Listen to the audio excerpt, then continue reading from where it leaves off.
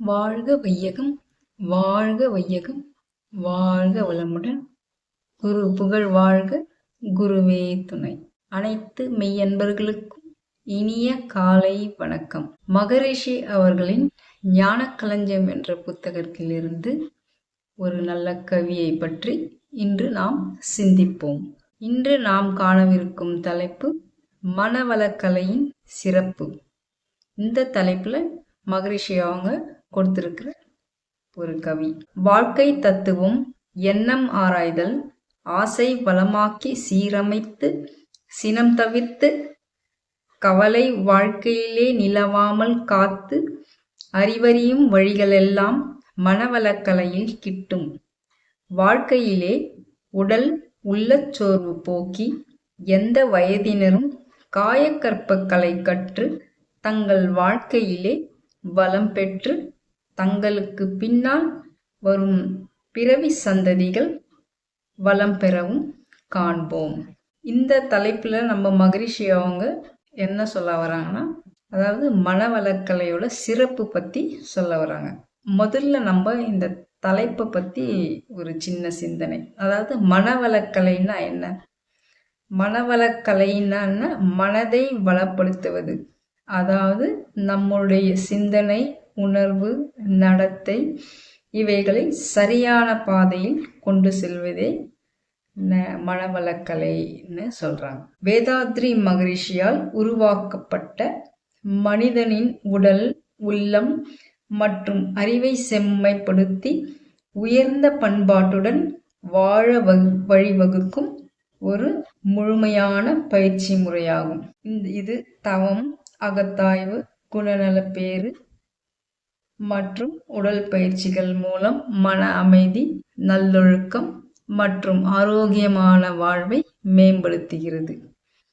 அறிவை உயர்த்தி மகிழ்ச்சியான வாழ்க்கை வாழ செய்கிறது. இந்த பாடல்ல பார்த்தீங்கன்னா நம்ம மகரிஷி அவர்கள் மனவளக்கலையில் நமக்கு என்னென்னலாம் கொடுத்துருக்காரோ அத்தனை தலைப்புகளையும் பற்றி ஒரு அழகாக ஒரு கவிதையை கொடுத்துருக்காங்க.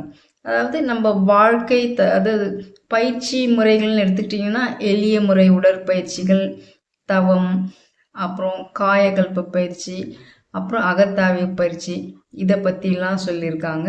எளிய முறை உடற்பயிற்சிகள்னு எடுத்துக்கிட்டிங்கன்னா 8 வயசுலேருந்து 80 வயசு வரைய உள்ள அத்தனை பேரும் இதை செஞ்சு நல்லா நம்ம உடல் வளத்தை பெருக்கிக்கலாம்.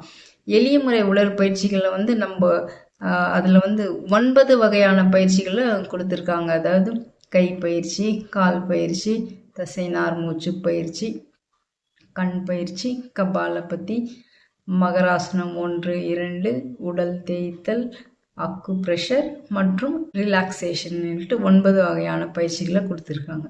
இந்த பயிற்சிகளெல்லாம் நம்ம நல்லா உள்வாங்கி நல்லா ஆழ்ந்து செஞ்சோம்னா நம்ம உடல் நலம் நல்லா மேம்படுத்திக்கலான்ட்டு சொல்லுவாங்க மகரிஷி அவர்கள். அதில் அப்புறம் பார்த்திங்கன்னா தவம் எடுத்துக்கிட்டிங்கன்னா நம்மளுக்கு அதுலேயும் சரி நம்மளுக்கு 9 வகையான தவங்களை கொடுத்துருக்காங்க. இந்த தவங்களெல்லாம் செய்யும்போது நம்மளுக்கு மன அமைதி, அறிவு கூர்மை, அறிவின் ஓர்மை, மன உறுதி இவையெல்லாம் நமக்கு உண்டாகும்னு சொல்கிறாங்க. அகத்தாய்வுன்னு எடுத்துக்கிட்டிங்கன்னா எண்ணம் ஆராய்தல், ஆசை சீரமைத்தல், சினம் தவிர்த்தல், கவலை ஒழித்தல் மற்றும் நான் யார் போன்ற மனப்பயிற்சிகள் மூலம் குணநலன்களை நாம் மாற்றி அமைக்கலாம். மனதை சரியாக வளர்த்து வாழ்வை மேம்படுத்தும் கலைதான் சொல்லுவாங்க, மனவளக்கலை சொல்லுவாங்க.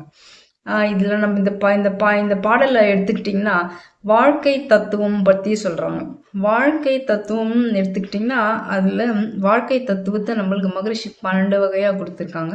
அதாவது தேவைகள் 3, காப்புகள் 3, அறநெறிகள் 3, அறிவுப்படி நிலைகள் 3ன்ற இதை கொடுத்துருக்காங்க.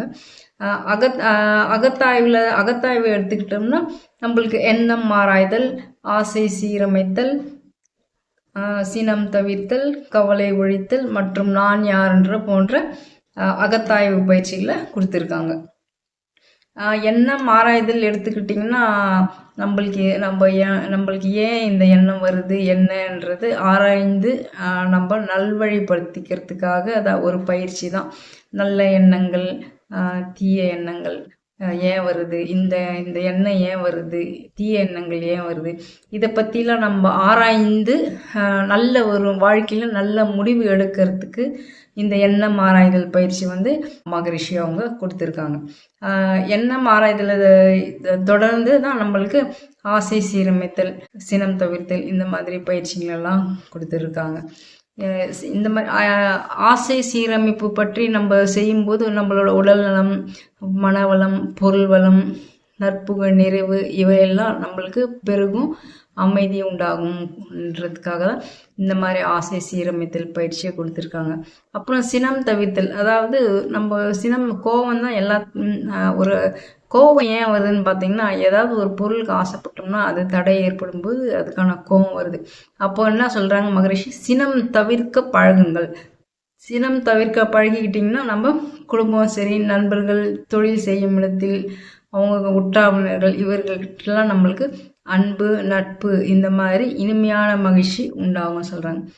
கவலை ஒழித்தல், கவலைக்கு தான் அத்தனைக்குமே காரணம் சொல்லுவாங்க. அதாவது நம்மளுக்கு அச்சம், அதாவது பயம், இதெல்லாம் போக்கி இறை உணர்வு ஏற்படுறதுக்கு, உடல் நலம் உண்டாகிறதுக்கு இந்த கவலையை ஒழித்தோம்னா இந்த மாதிரி ஒரு மன நிறைவான வாழ்க்கையை வாழலாம்னு சொல்கிறாங்க.